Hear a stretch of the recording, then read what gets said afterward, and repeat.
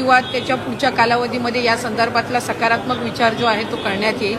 Festo हा ज्या वेळेला एखादी युती किंवा आघाडी करत असते त्यावेळेला निश्चितपणाने त्या जे काही घोषणापत्र असतं त्याला अधीन राहूनच कुठलंही सरकार किंवा युती काम करत असते। आम्ही महायुती जे आहेत ते राज्याचे मुख्यमंत्री देवेंद्रजी फडणवीस साहेब, उपमुख्यमंत्री एकनाथजी शिंदे साहेब आणि अजितदादांच्या नेतृत्वाखाली त्या संदर्भामध्ये काम करत आहोत। जास्तीत जास्त महिलांपर्यंत लाडकी बहीण योजनेचा लाभ हा देणं आणि त्याचबरोबर म्हटल्याप्रमाणे मुख्यमंत्री मोदयांनी सुद्धा त्यांच्या पहिल्या पत्रकार परिषदेमध्ये आम्ही बरोबर त्या सर्व बाबींचं नियोजन करून जे घोषणापत्रकामध्ये आम्ही वचन जे दिलेलं आहे लाडक्या बहिणींना त्यापासून कुठेही दूर न हटता त्यांना वचन दिलेला लाभ जो आहे तो आम्ही व्यवस्थित नियोजन करून त्या पद्धतीने आम्ही त्यांना देणार आहोत।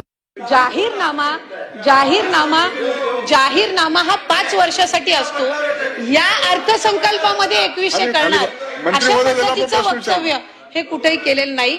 5 वर्षासाठी हा जाहीरनामा जाहीर केला जातो आणि योग्य पद्धतीनं त्या संदर्भातलाही प्रस्ताव विभाग म्हणून ज्या वेळेला शासन असेल, मुख्यमंत्री महोदय, दोन्ही उपमुख्यमंत्री महोदय, मंत्रिमंडळ ज्या वेळेला त्या संदर्भातलं सूचित करेल, निर्णय करेल, त्यावेळेला विभाग म्हणून आम्ही तशा पद्धतीचा प्रस्ताव जो आहे हा शासनासमोर ठेवण्यात येईल।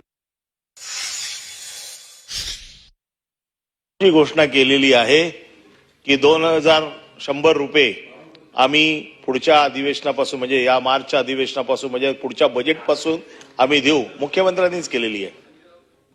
सजय राऊतांनी नाही, मुख्यमंत्र्यांची घोषणा आहे की 2100 रुपये आम्ही अर्थसंकल्पाच्या वेळेला देऊ। तुमच्या जाहीर